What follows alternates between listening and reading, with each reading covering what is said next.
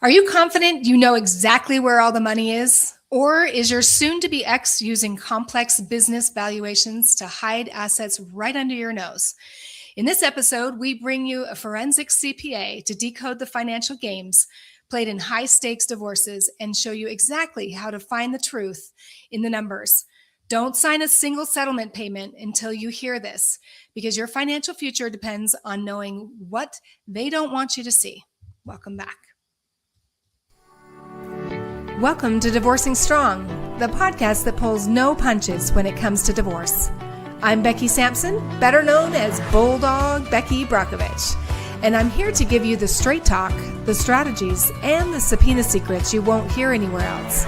With expert guests and proven advice, you'll learn your rights, your options, and gain your power that encourages a fair and equitable outcome. Divorce doesn't have to break you. It can build you. Let's get to it.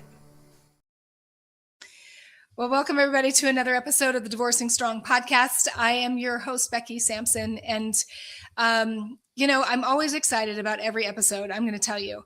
But today, just with my own personal experience in my second divorce, this one really, really resonates with me because, and I can't even tell you how many calls I have taken from women specifically. This doesn't happen just to women. It happens to men as well.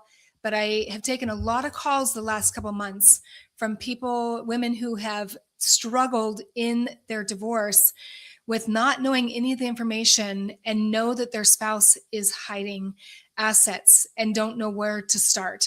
So we're going to be giving you a resource at the end of this episode that if you find yourself in that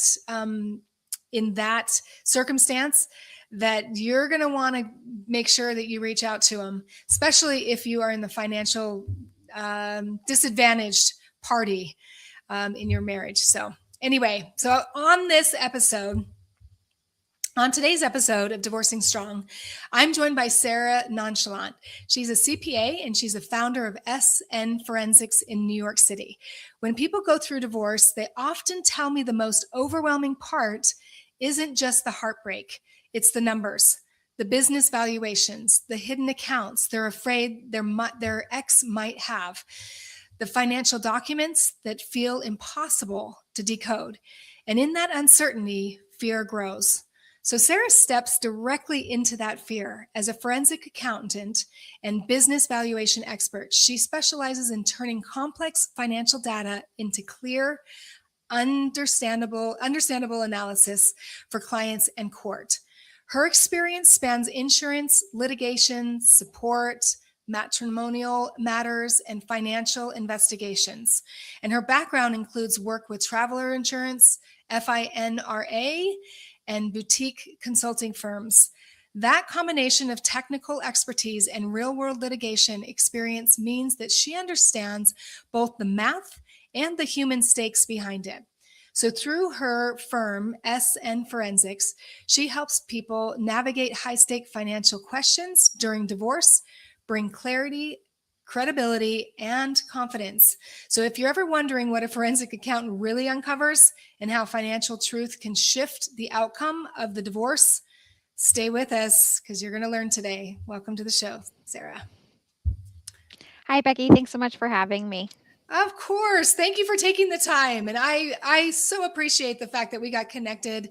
And I really, truly am genuinely looking forward to this show because I know that if people understand what forensics does and the power of forensics, they're going to feel a lot more confident in their case, especially if this shenanigans are happening. So Absolutely. And then also just to know, kind of the different levels of forensics. We work in mediation, we work in litigation. And as you said, the goal is really just to find the truth in the numbers, whatever that truth might be. Yeah. And some people sometimes when they think of forensics or they think, oh, I'm going to go get them and get, that is seriously not the energy that I don't think you or me have. It really is, can we get all the information out on the table so that you can have all the information you need to in order to empower yourself with a decision for a fair and equitable division. So before we dive really into that, why don't you tell people kind of your history of what got you to this point and what makes you passionate about what you do now? And what is a forensics? Absolutely. So, I've been in forensic accounting my whole career. I started at Charles River Associates, which is a large economic damages consulting firm. So you're talking about corporations suing each other for billions of dollars and Mm, kind of going through those high level transactions. Then I went to FINRA, which regulates the securities market. So if anyone has a brokerage account or investments, that's regulated by FINRA. And mm, if there's fraud or misconduct in the industry, FINRA will do fraud investigations. So that's what I did for them, making sure that people's money was preserved in the way that it should have been within the industry. mm. And then I do some insurance work as well. And really, all of it together has given me a well rounded perspective of the different types of forensics cases. But what I love about my own firm is you're working so much more closely with the end user. You Yeah. know, it's someone's livelihood that is on the line when you're working with this, and that it it makes you more passionate, I think, about the work and understanding, the true impact of what your work can do. So So when did you make that transition into the divorce space? So when I was at Charles River, we did some large divorces, high net worth. And then I was really with founding my own firm that what I saw in the forensics industry was, you know, very large prices for the divorce engagements, not a lot of one-to-one communication between the forensic accountant and the client. And so I wanted to change that in my firm and say, okay, what can we do for the most impact, least amount of work, and least amount of billables to bring clarity to these Mm. situations. So that's really where the passion came from. And as I mentioned, we do all sizes of engagements. And then just with your question of what is forensics, so people might think CSI, you kind of hear forensics. It just means suitable for a court of law. So that's why you have forensics like CSI that like maybe is doing DNA and someone's testifying to it in court. That's the same, that we're doing is we're taking the facts and the data and making it presentable to present in an active litigation. Well, and so a lot of what a forensics does, and you can maybe explain this, is a lot of research. And you're gathering that data, like you said, and putting it together in order for it to be used in court, to be in front of the judge, to really prove something. Is that correct? That's absolutely correct. So there's, many different elements of where we get that data from. Sometimes it's produced in the case, sometimes it's via subpoena, which is why your work is so important. And Mhm. sometimes it's our own independent research.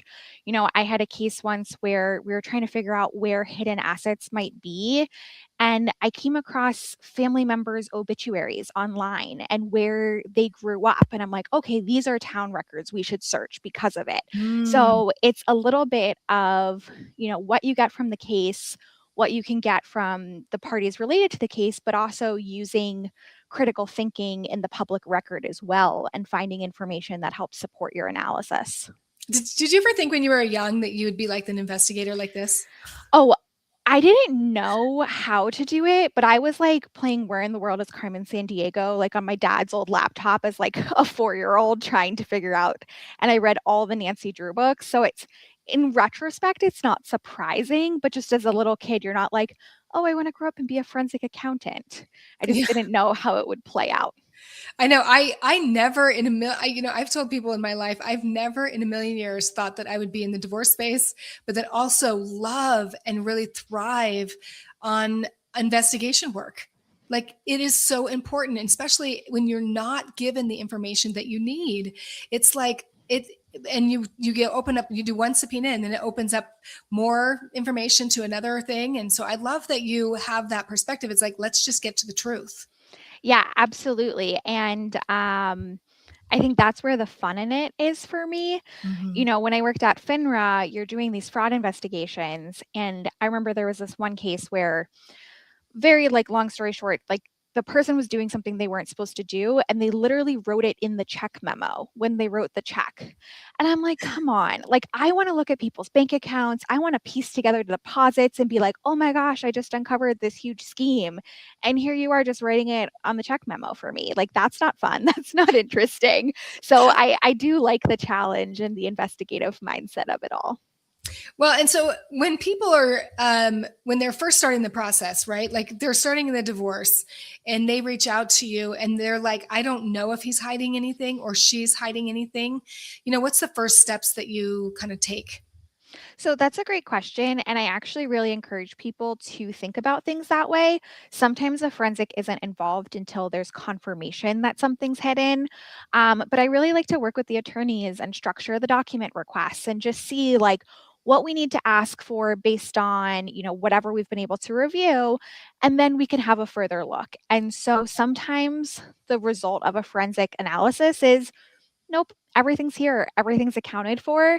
And it might feel crappy, like you're spending money on this service, but just to have that peace of mind of Yes. knowing, like, we've put everything together, everything makes sense, like you can move forward without the what ifs. Have you ever gotten somebody upset with you for telling you that there's nothing there? No, I haven't. And Okay. it's interesting. It's more like in the expert community, we'll talk with each other and we're like, oh my gosh, I just did this huge engagement. And the answer was, we're not going to move forward with this issue. And so it's more of an anxiety on our part that we want to be a value add. And it it's hard to realize that that is a value add of saying like, okay, you know what? We could have gone to court for 5 more years fighting about this issue and you just told us not to. And so even though it seems like it could be a waste of money, it the peace of mind and the clarity, I think overall ends up saving money in the long run. Yeah, no, I agree with you. I think clarity is one of the biggest things, and when you're not clear in a divorce, there's a lot of mistakes that happen, and you're doing it out of fear. And like just like our intro talked about, we take the fear out of it when you have all the information that you need. Then Right. you can say, you know what, I want to fight for that, or I don't want to advocate for myself that way. So it just depends on what it is that you're looking for, but it gives you choices. That's my thing. Exactly, and I just worked a case where the choice was, is the settlement on the table the best offer or should we go to trial? And the answer was, we think the settlement on the table is the best offer. And just being able to know that you didn't lose out on something by not going to trial. I mean, trial can go a million different ways. It's very unpredictable. But just being able to have that peace of mind and move on to like the next part of your life. Yes, I love it. So let's talk about business evaluation because that's something that's really one of your specialties, right? Mhm. Is going in. So when let's say that there's a couple that had a business, and this has come up quite a bit in people that have called me, where they have a business and that spouse wants to keep the whole business and not it wants to hide assets in there. And it's interesting because once they file for divorce, they end up saying, hey, the business isn't worth anything. It's tanking. Like, what do you say to that? Yeah, so that's a great question, and it does come up a lot. So my business valuation analyst who works at my firm, he put it really well of if the business is tanking and it makes no money, why are you doing it? There Mhm. is a risk of loss of having a business. You're a business owner, I'm a business owner. It is stressful as all heck. And, why not just take a W-2 job that gives you benefits and kind of has this cushion for you? So it's the question of, okay, I don't think that that lines up. Like, you wouldn't be doing this if it didn't make money. So then the question comes like, okay, well, what's hidden? Where is it hidden? And what can we do to unravel it? Mhm. So a lot of times, if both spouses own the business, you'll be looking at a buyout option. But even if just one spouse owns the business, but the marriage is long enough, depending on your state, Mhm. there's still often a portion entitled to equitable distribution. And so it doesn't, the spouse doesn't have to be a co owner of the business to get a buyout in every divorce proceeding. Yeah, it's interesting, Sarah. I know I've mentioned this on another episode. Actually, one of the very first ones I did was that I had a gal call me, and her attorney said, you need to choose between half of the business that you and your husband have had for many, many years or alimony. And I'm thinking, wait a minute, like, I'm not an attorney. I can't give you legal advice, but let's go look at the statute in your state. You're entitled to both.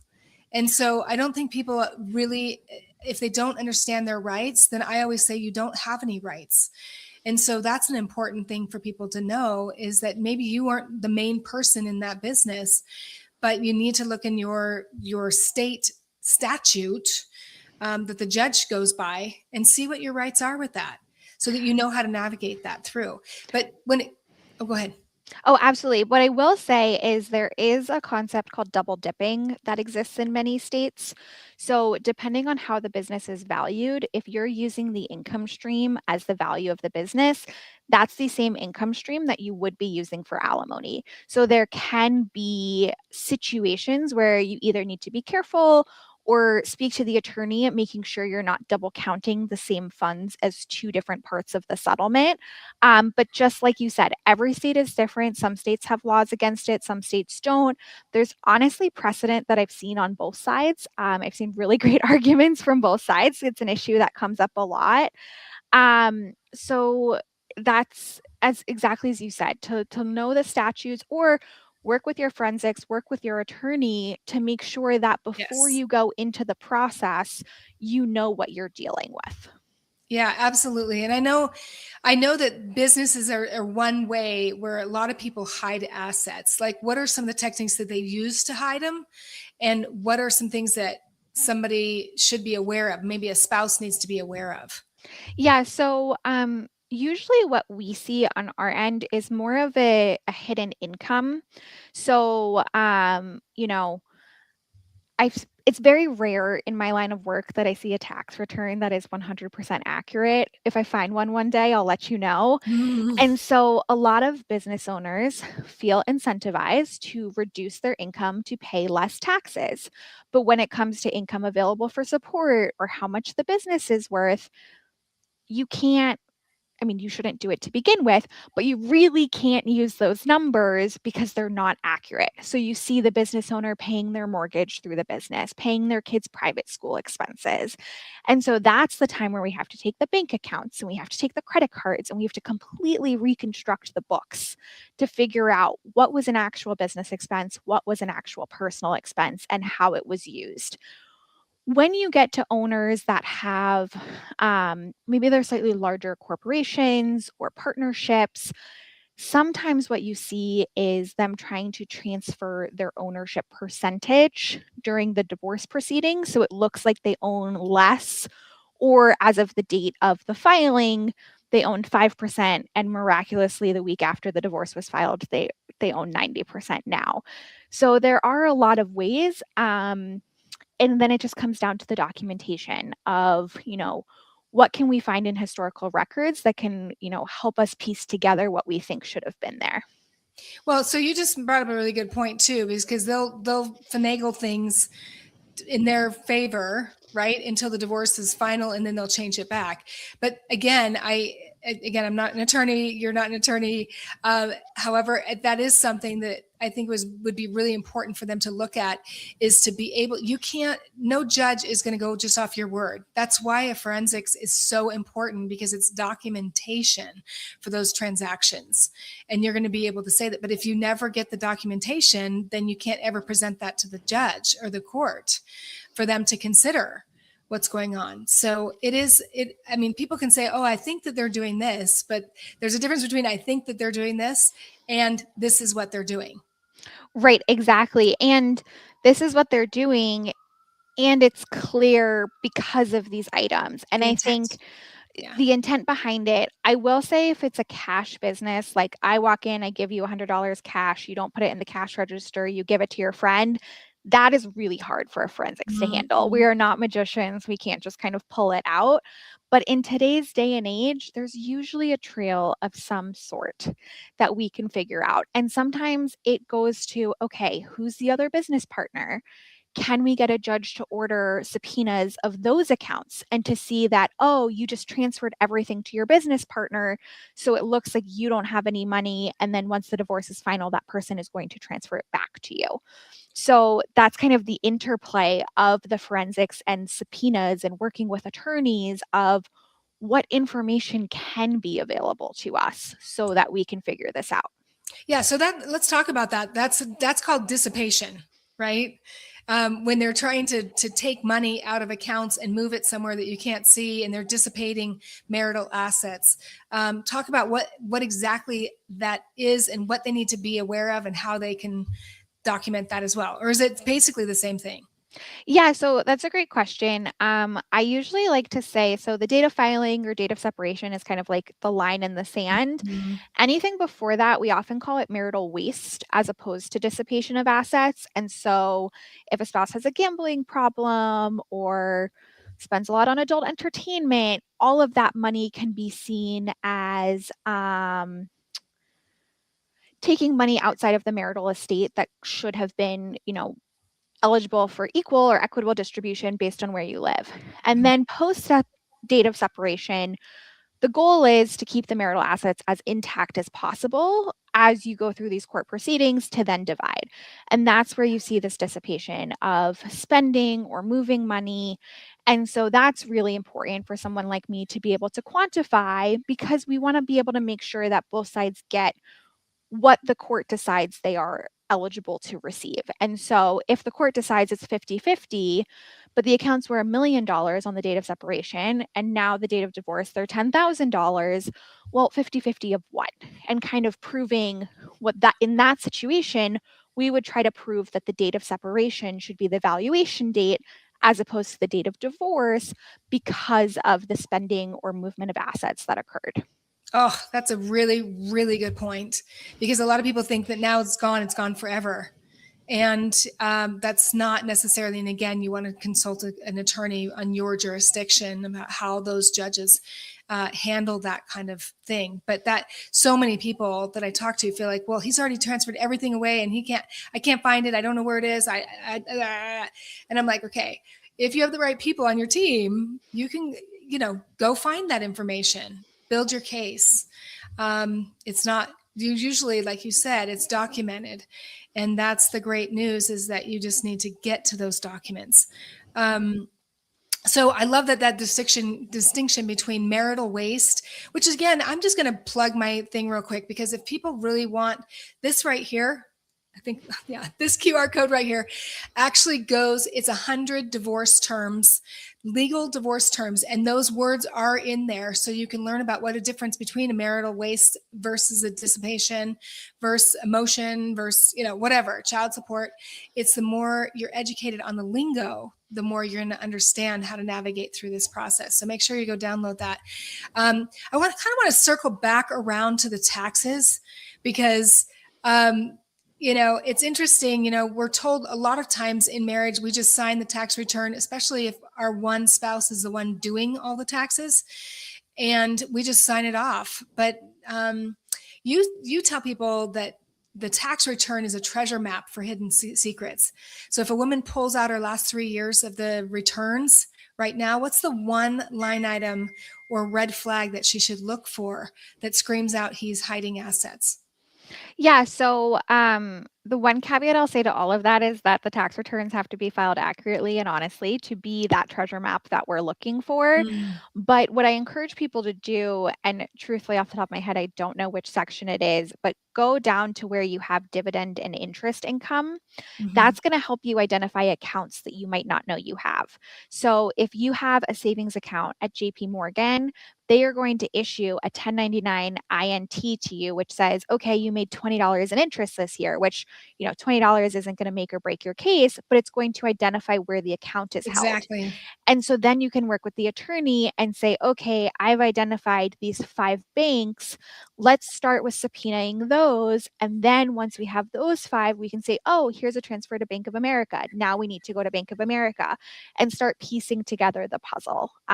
So I think that's a part that's often overlooked because it's low monetary value, but high information when it comes to where your accounts might be held. Well, and that's exactly what I learned, Sarah, when in my case, like it was like a treasure map that I'd take one subpoena and then it would open up another 2 or 3 that I'm like, oh, I didn't know about that. So now I can do this and go subpoena that. And so it sometimes can get a little crazy. But I tell people all the time, I mean, I know that that's the reason why I was able to settle for mine and win my case in the way that I did for that fair and equitable is because I stayed on that trail, and so I'm so grateful to know that there's people like yourself and your team that help people do that. So they don't have to feel hopeless. They don't have to feel like they're drowning in all of this. Like there are people that specialize in this. And one of the things I know that you talked about before we started was that you are part of an organization that help people when they don't have the funds to get people to help them. Talk a Yeah, little bit about absolutely. that. So I'm a volunteer for Savvy Ladies. It's a nonprofit that was established to help bring financial clarity, acumen, and knowledge, specifically for women, but anyone can go to their website. And I take one pro bono case a month. There's also, I want to say, hundreds of other volunteers who take Wow. cases.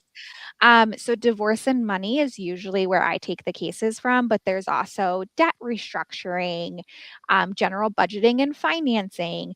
And so it's a great resource for anyone. You can go to the Savvy Ladies website. They have a hotline. You can submit your questions, and then Savvy Ladies. Savvy Ladies, SAVVY Okay. LADIES. Who have to I know. spell. um, and you it's great, and everyone I meet with, what There I we go. like. Savvy Ladies. Perfect, thank you. I just did a panel for them last week, and afterwards I wrote a LinkedIn post about the misconception that forensics only affects people of a high net worth, and Mm. that, there is a barrier to entry for some people to be able to get that assistance they need. And so these cases, I'm not retained as their forensic accountant. I'm not going to court for them, but I am helping them provide that financial clarity that they need going forward in your case. And each pro bono session is 1 hour free with a volunteer. That is a great, and they do nationwide. They do, yes. They Okay. do nationwide. I know you had the pleasure of joining our networking meeting this week. So Stacy Francis, who is the financial advisor, Oh, yeah. founded Savvy Ladies. I love that.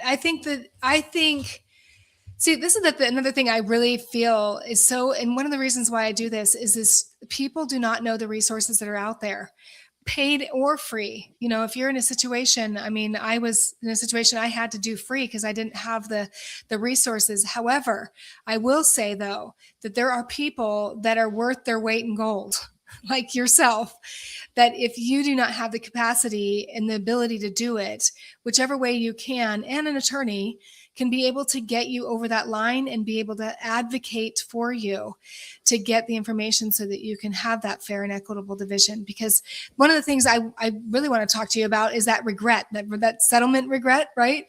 That I want to ask you about the after. So you've seen cases where women settle too easy just to get it over. But looking back, the cases, they really regret that. Talk a little bit about that. How can the women really listening right now prevent that future regret? Yeah, that's a great question. And I think Men it's or men. I think it's really all about having the right team by your side. Mm. So having the attorney, if you need a divorce coach, a mental health professional, like really everyone who's involved to make sure that the decision is coming from a place of peace and clarity Mhm. as opposed to just wishing it away. I will say I work a lot in mediation, and a sign of a good mediation where both parties feel they got slightly screwed when they walk out of it, just because, Just that's slightly, just just slightly. slightly, not 100%, just Mhm. slightly. Um, and I think just, knowing all the facts, as we've talked about, is what's most important, to not have that regret. Because if you're just rushing to a decision without understanding, you're not informed. And that's definitely where a lot of the regret comes from. Yeah, I do too. And it absolutely just breaks my heart when people say, oh gosh, I wish I would have known what I needed to know.